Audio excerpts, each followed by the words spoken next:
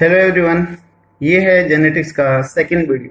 Actually में ये video हम पहले बना चुके हैं, लेकिन गलती से कैसे भी डिलीट हो गई, अपलोड नहीं कर पाया था। तो बहुत सारे बच्चों की डिमांड थी कि सर सेकंड वीडियो मिस हो गया है, तो प्लीज़ दोबारा बनाइएगा एक बार।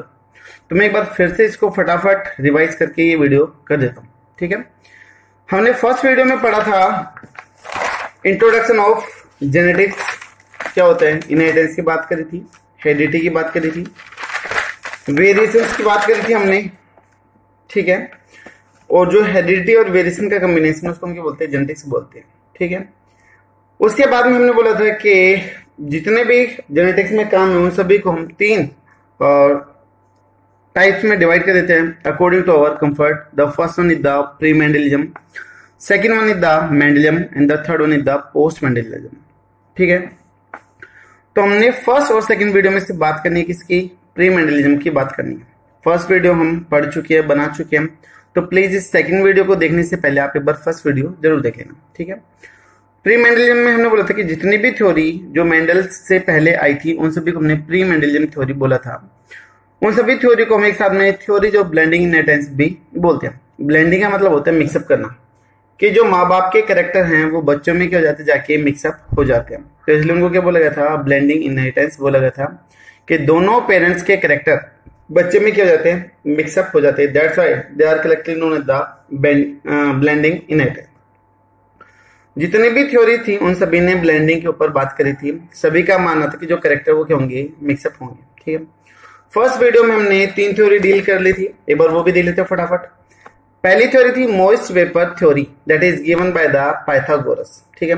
पाइथागोरस जी का ये मानना कि जितने भी हर एक ऑर्गन है उनके अंदर से मेल और फीमेल क्या करेंगे, कुछ वेपर्स प्रोड्यूस करेंगे, जो कोइटिस का मतलब फिजिकल कॉन्टेक्ट या सेक्स करने के दौरान क्या होंगे, आपस में मिक्सअप हो जाएंगे, और जिससे क्या होगी, बच्चे के पार्ट्स डेवलप होंगे। ये थी पहली थ्योरी, मोस्ट वेपर थ्योरी, ठीक है।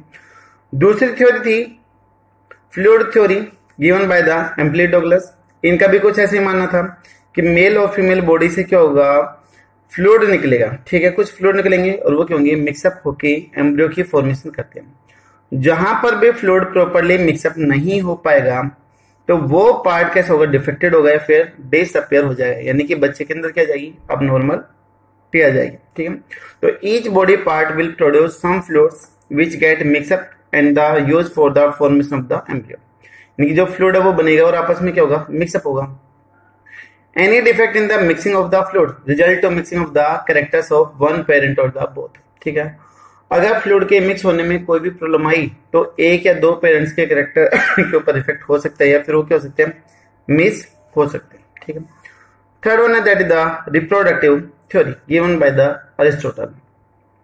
अरिस्टोटल जी का ये मानना था कि जो मेल और फीमेल है वो दोनों क्या करेंगे, फ्लूइड रिलीज करते हैं।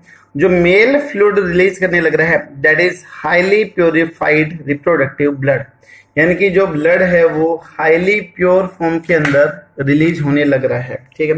जो मेल का जो फ्लूइड है वो कैसा है, हाईली प्योरिफाइड है। इस चीज का ध्यान रखना कि यहाँ पर जो मेल की बात करिए, मेल को कैसे बताया गया, प्योर फ्लूइड वाला बताया गया है। मेल जो रिलीज करेगा, रिलीज प्योर फ्लूइड, ठीक है।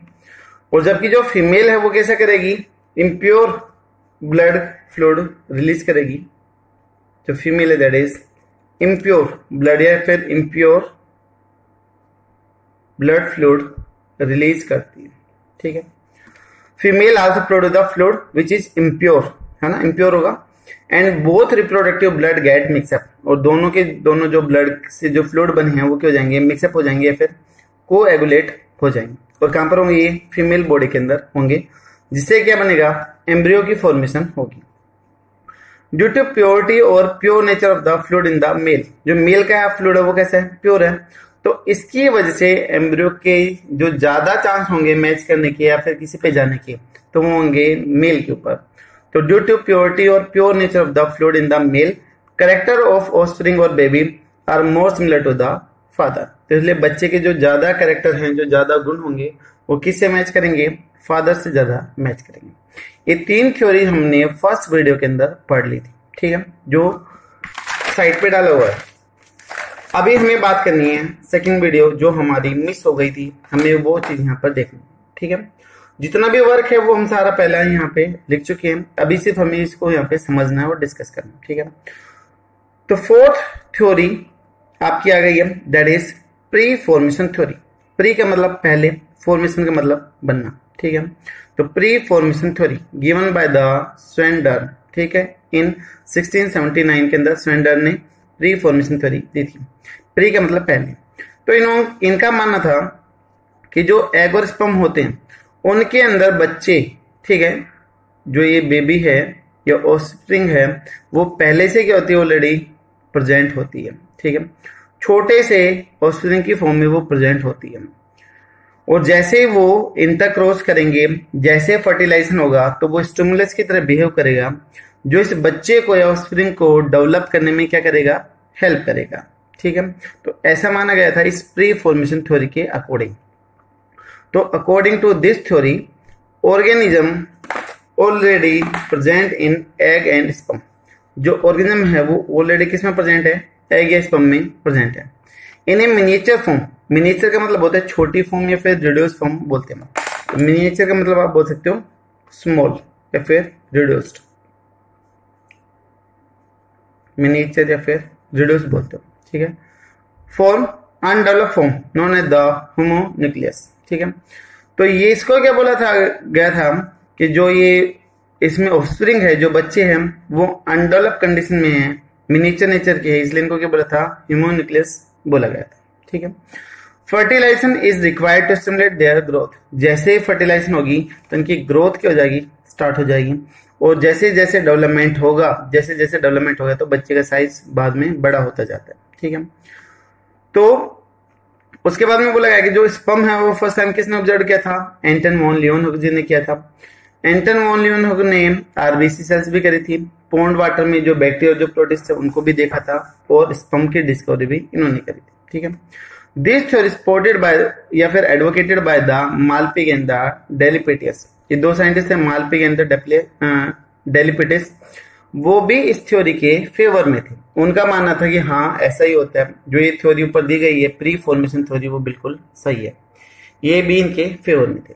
बट इस थ्योरी को रिजेक्ट किसने कर दिया, रिफ्यूज किसने कर दिया, by the Wolff. But this theory rejected by the Wolff, Wolff ने इसको रिजेक्ट कर दिया। अब वोल्फ ने इसको क्यों रिजेक्ट किया और अपना कौन सा पॉइंट सामने रखा वो चीज देखते हैं। तो वोल्फ जी ने नेक्स्ट थ्योरी दी, that is the epigenesis theory. Fifth theory हमारी दैट इज एपिजेनेसिस थ्योरी। तो according to this theory germinal cell are undifferentiated mass. Undifferentiated का मतलब होता है जो चीज बटी हुई ना हो, अलग अलग ना हो, समझ में ना आए कि कौन सी चीज क्या है, बस मास ऑफ सेल हो। ठीक है, हमें नहीं पता कि इसमें से ब्रेन कौन सा है, हार्ट कौन सा है, फिट लेग कौन सा है, सिर्फ यहाँ पर मास ऑफ सेल्स है, तो उसको अनडिफरेंशिएटेड मास बोलते हैं। ना इसमें मान लो रूट का समझ में आता है, ना लीफ का आता है, ना स्टेम का आता है, तो प्लांट में भी ये चीज क्या कहलाएगी, अनडिफरेंशिएटेड मास कहलाते हैं।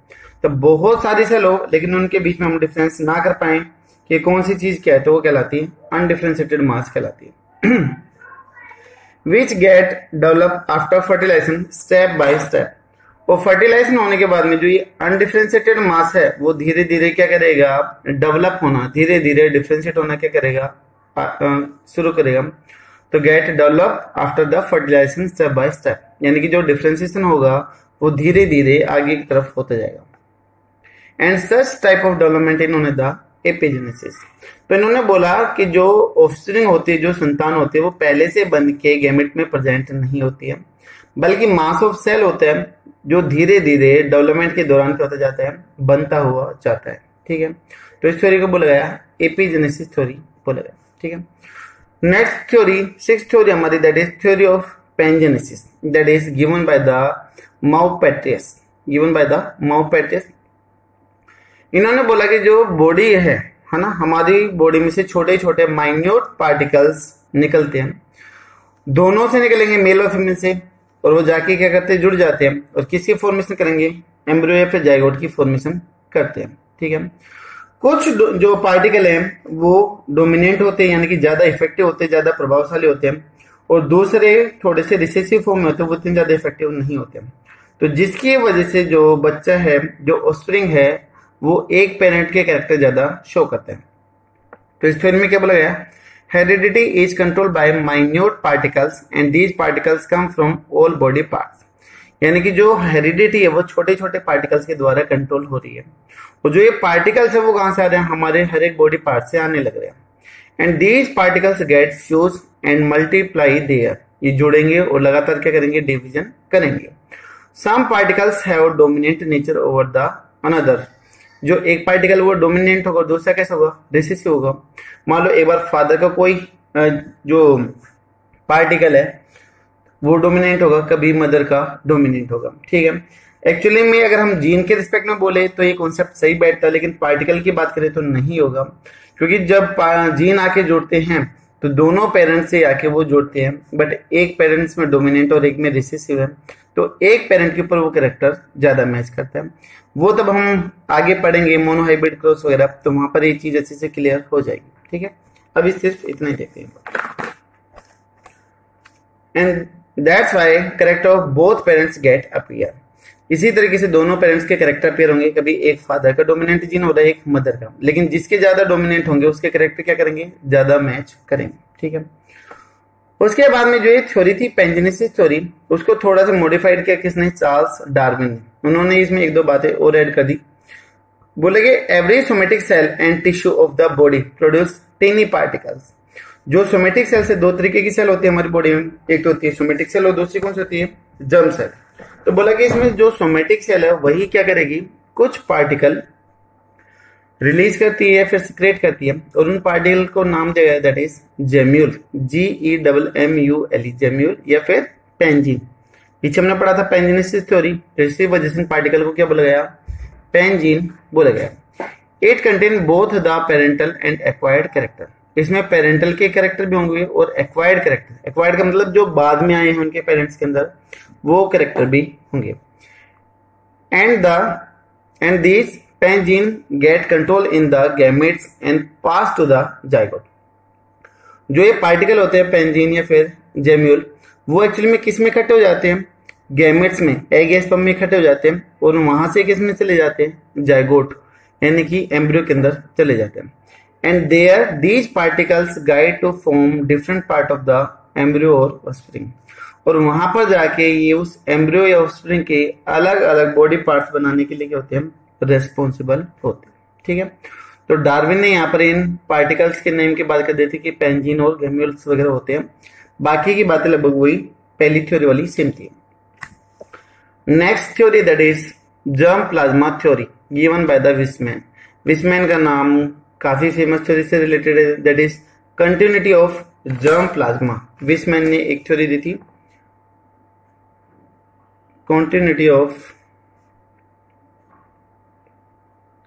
Germ plasma. इन्होंने बोला था कि इससे वही कैरेक्टर आगे generation to generation pass out होंगे जो जर्म सेल की इन्वॉल्वमेंट से बने हैं, ठीक है। अदरवाइज जैसे माना जाता था कि जैसे ऊपर भी बोला गया कि सोमेटिक सेल्स ये जीन प्रोड्यूस करते हैं, आगे की तरफ जाएंगे, बट विस्मैन ने साफ साफ मना कर दिया कि अगर कैरेक्टर को आगे पास आउट करना है तो वहां पर सोमेटिक सेल का कोई रोल नहीं है, बल्कि जो इन्वॉल्वमेंट है, जो डेवलपमेंट है, वो किसके ऊपर डिपेंड करेगा, जर्म सेल के ऊपर डिपेंड करेगा। तो इस वजह से उन्होंने बोला कि जर्म प्लाज्मा थ्योरी, और उन्होंने एक और थ्योरी दी थी that is continuity of the germ plasma, जो लगभग यही थी। उसमें बस थोड़ा सा माइस के ऊपर इन्होंने बात करी थी एक्सपेरिमेंट करके, तो वो भी एक बार बता देता हूँ कि क्या थी। देखिए, तब इन्होंने जर्म प्लाज्मा या फिर कंटिन्यूटी ऑफ जर्म प्लाज्मा की बात करी थी, तो उन्होंने एक माइस लिया, ठीक है, एक चूहा लिया, और उसकी टेल इन्होंने 21 जनरेशन तक, 21 जनरेशन तक लगातार कट करी। जैसे माइस ऑफस्प्रिंग प्रोड्यूस करता तो टेल के साथ होता, वो उनके टेल को कट कर देता, ठीक है। फिर वो बड़ा होता, रिप्रोड्यूस करता, फिर उनकी संतान आती, तो फिर जो नया माइस आता उसकी भी फिर से क्या होती, नॉर्मल टेल होती, ये फिर से टेल को क्या कर देते, कट कर देते। फिर से वो माइस रिप्रोड्यूस करता बड़ा होके, फिर से ऑफस्प्रिंग प्रोड्यूस करता, फिर से वहां पर नॉर्मल टेल वाली ऑफस्प्रिंग आती। तो इसी तरीके से उन्होंने 21 जनरेशन तक टेल को कट किया, और जो 22वीं जनरेशन में जो माइस आया वो भी कैसा आया, विद नॉर्मल टेल के साथ में है, विद नॉर्मल टेल, वहां पर नॉर्मल टेल थी, ठीक है। तो इन्होंने बोला कि जो मैं बदलाव करने लग रहा हूं, जो मैं चेंज कर रहा हूं, जो मैं कटिंग करने लग रहा हूं, वो किस में हो रही है, सोमेटिक सेल में हो रही है। तो सोमेटिक सेल में चेंज हो रहा है, तो इसका मतलब यहाँ पर जर्म सेल के ऊपर कोई इफेक्ट नहीं आ रहा है, जिसकी वजह से वहां पर बच्चे हर बार कैसे हो रहे हैं, नॉर्मल होने लग रहे हैं। जो माइस हो रहे हैं वो कैसे हो रहे हैं, नॉर्मल होने लग रहे हैं। तो इन्होंने बोला कंटिन्यूटी ऑफ जर्म प्लाज्मा, कि तो हम जर्म सेल्स में या फिर जर्म सेल के प्लाज्मा में चेंज करेंगे तो ही वो आगे जनरेशन टू जनरेशन बढ़ेगा, अदरवाइज नहीं तो नहीं बढ़ेगा, ठीक है। तो उन्होंने 2 सेल की बात करी कि according to this theory living body of individual possess 2 type of different cells fluid material. यहाँ पर 2 तरीके की सेल होगी, एक तो कौन सी, सोमेटोप्लाज्म, और दूसरी कौन सी है, germ plasm.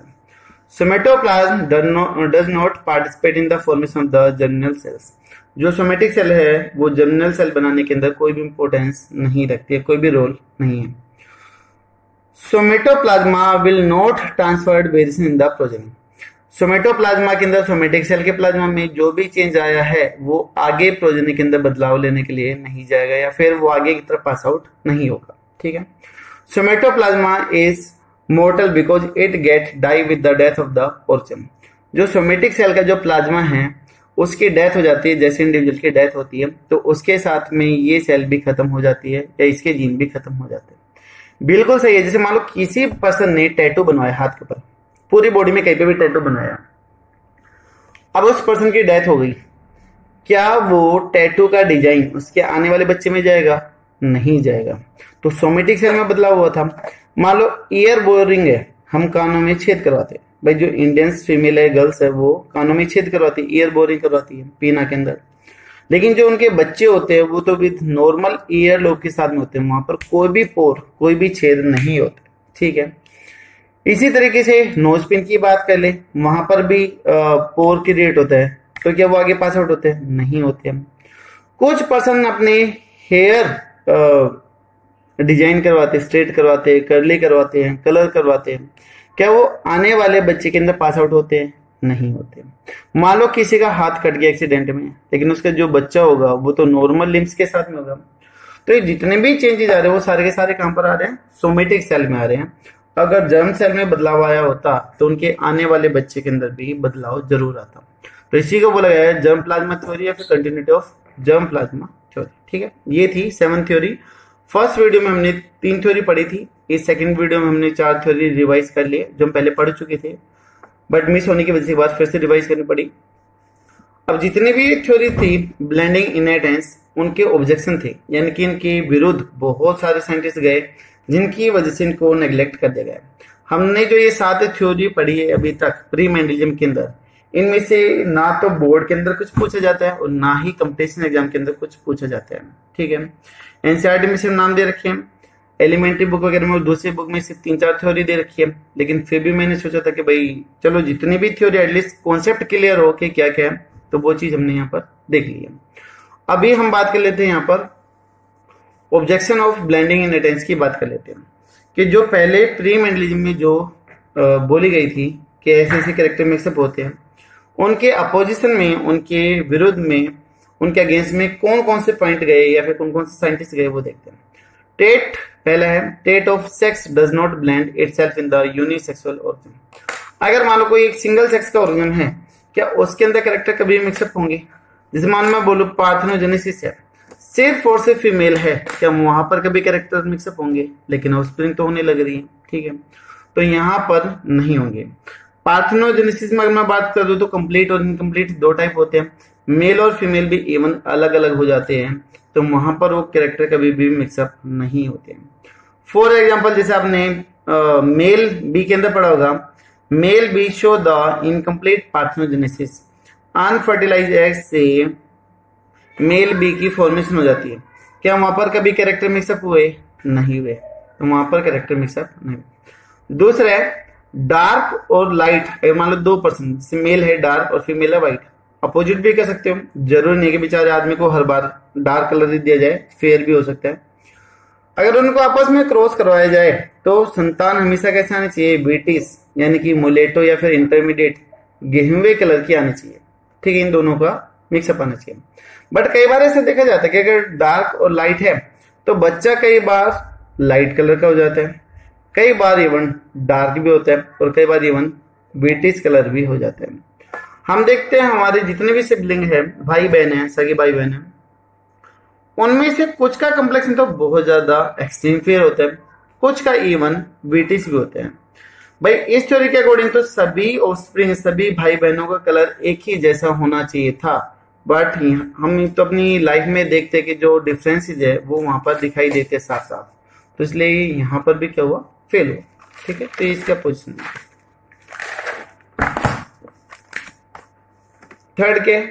Third objection, many individuals show ancestral character not found in the intermediate parents, that is known as the atavism. अगर कोई ऑफस्प्रिंग अपने पूर्वजों के कैरेक्टर शो कर दे तो उसको हम बोलते हैं एटाविज्म बोलते हैं। जिसे कुछ बच्चों के अंदर टेल दिखाई देती है, छोटी सी हल्की सी पीछे की तरफ टेल दिखाई देती है, क्या उसके माँ बाप में थी? वो नहीं थी, लेकिन फिर भी दिखाई दे रही है। जो उसके पूर्वज थे मंकी या एप वगैरह, उनके कैरेक्टर यहाँ पर दिखाई दे रहे हैं। लेकिन यहाँ पर तो बोला गया था कि माँ बाप के कैरेक्टर अपीयर होंगे बच्चे में मिक्सअप होके, लेकिन पेरेंट्स में तो टेल थी नहीं, लेकिन फिर भी अपीयर हो रही है, तो इसका भी कोई जवाब इनके पास में नहीं था। Fourth point, sometime character of offspring are not similar to their parents but they match with their grandparents. कई बार हम अपनी डेली लाइफ में, अपनी सोसाइटी में भी देखते हैं कि कई बार घर में बच्चा पैदा होता है तो बोलते कि ये मम्मी पापा पे नहीं गया बल्कि अपने दादा दादी पे गया है, ऐसा काफी बार सुनने में मिलता है। तो यहाँ पर बच्चे के अंदर माँ बाप के गुण नहीं आए बल्कि दादा दादी यानी कि ग्रैंड पेरेंट्स के कैरेक्टर आए हैं। तो ब्लेंडिंग ऑफ इनहेरिटेंस यानी कि माँ बाप के कैरेक्टर मिक्सअप होके आएंगे, वो नहीं है। ठीक है, तो ये चीज किसको फॉलो करने लग रही है? जो अब हम पढ़ने लग रहे हैं वो फॉलो करने लग रहे हैं किसको? मेंडलिज्म को फॉलो करने लग रही है। कैसे करती है वो आगे पढ़ेंगे, तो हम मोनो हाइब्रिड डाई हाइब्रिड की बात करेंगे। तो उसके बाद में हाइब्रिड प्लांट के ऊपर काम किया किसने? कोली यूटर ने किया। कोली यूटर जी ने किसके ऊपर किया? हाइब्रिड प्लांट के ऊपर काम किया। उन्होंने लगातार सेल पोलिनेशन करवाया। कुछ जनरेशन के बीच तक तो हाइब्रिड प्लांट के कैरेक्टर दिखाई नहीं दिए। ठीक है, एक दो जनरेशन छोड़ के 1 to 2 जनरेशन गए, फिर किसके कैरेक्टर दिखाई दिए? हाइब्रिड प्लांट के कैरेक्टर दिए, फिर इन दोनों प्लांट के कैरेक्टर दिखाई दिए। तो यहां पर भी वो चीज क्या हो रही थी? फेल हो गई थी कि हाइब्रिड प्लांट को तब सेल्फ पोलिनेट करवाया गया, तो जो पेरेंटल प्लांट थे उनके कैरेक्टर यहाँ पर दिखाई नहीं दिए बल्कि और दूसरे कैरेक्टर वहां पर दिखाई दिए। ठीक है, उसके बाद में जॉन गोस ने एक्सपेरिमेंट किया ग्रीन पी सीड के ऊपर और येलो पी सीड के ऊपर। भाई ब्लेंडिंग थ्योरी के अकॉर्डिंग तो ग्रीन और येलो कलर मिक्सअप होना चाहिए था, और जो सीड आना चाहिए था वो कैसा आना चाहिए था? पैरेट कलर का आना चाहिए था, पैरेट कलर आना चाहिए था। बट यहाँ पर तो देखा गया कि जितने भी सीड है वो सारे के सारे कैसे हैं? येलो है। तो यहाँ पर तो कैरेक्टर ब्लेंडिंग नहीं हो रही, सिर्फ एक ही पेरेंट्स के ऊपर जाने लग रहे हैं, तो बोला गया है कि यहाँ पर भी कैरेक्टर मिक्सअप नहीं हुए। ठीक है, लास्ट वन, नाउडीन ने भी क्या किया? वही रिपीटेड क्रॉस करवाया हाइब्रिड प्लांट्स के ऊपर। कुछ जनरेशन तक कैरेक्टर पेयर नहीं हुए, अलग अलग प्लांट पे करवाया था। ठीक है, तो सभी का मानना था कि इनका कि जो कैरेक्टर है वो मिक्सअप नहीं हो रहे, तो ये इनके ऑब्जेक्शन में गए थे। ठीक है, उसके बाद में थर्ड वीडियो में हमने यहाँ से बात करनी शुरू कर दी थी basic feature of the inheritance, कि अगर इनहेरिटेंस हो रही है तो कौन कौन से 6 बेसिक फीचर होंगे जो गिवन बाय थे कोर्टर, गोस एंड द नाउडीन। इन तीनों ने मिलके 6 बेसिक फीचर बताए थे। अगर इनहेरिटेंस होगा तो ये कंडीशन वहां पर दिखाई देगी। ठीक है, तो यहाँ पर हमारा सेकंड वीडियो कंप्लीट होता है, जो मिस हो गया था उसके लिए सॉरी।